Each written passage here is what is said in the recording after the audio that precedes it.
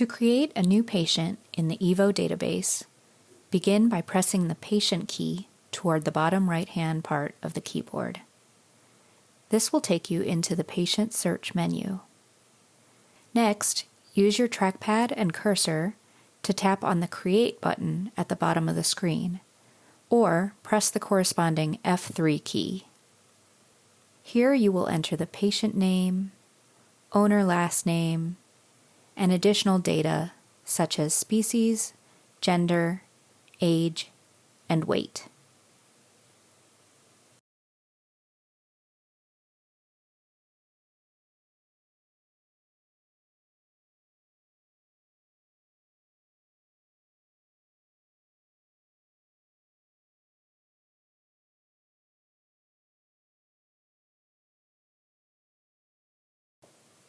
When you have finished, tap on Create or press F1 to take you into scanning mode with that patient selected.